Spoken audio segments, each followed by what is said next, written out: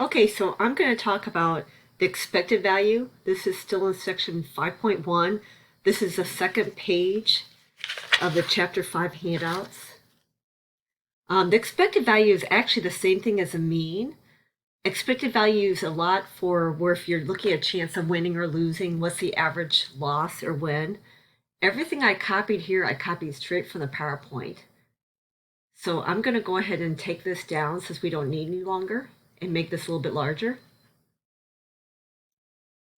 Okay, so this is an example from the homework. It's just like number 4. The last part asks for the expected value. We have to get some information before that. So it says a state pick 3 lottery game. You pay $1.49. You select a sequence of 3 digits like 0 through 9, such as 5, 4, 4.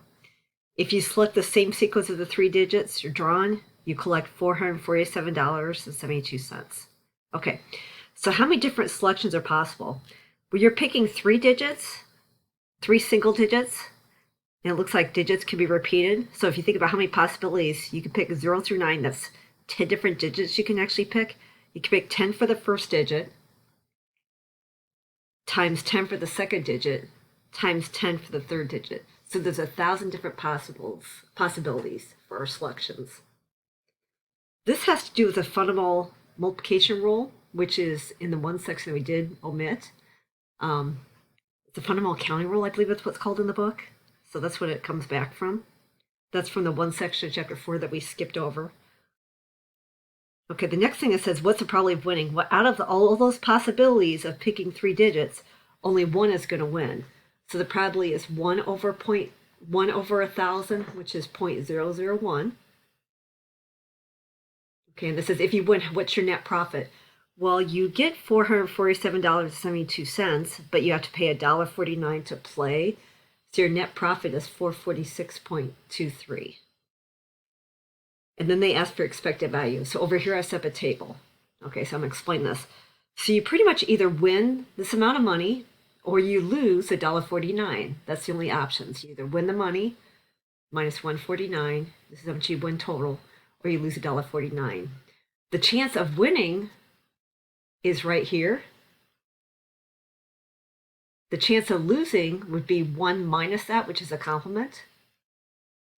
Okay, and then how do we find the expected value? I'm going to first do by hand, then we'll do by calculator. It's just like the mean. We're going to take the x times the p of x and add them up. You don't want to round anything to the very end. So I took this times this, and I get 0.44623. This times this, which I wrote it there, and I get negative 1.4851. Again, you don't want to round anything. And then this means you want to add them up. So if you add them up, you end up with expected value of $1.04. And then we round.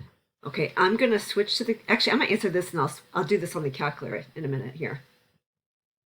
Okay, so I want you to pause and kind of read over this one, then come back.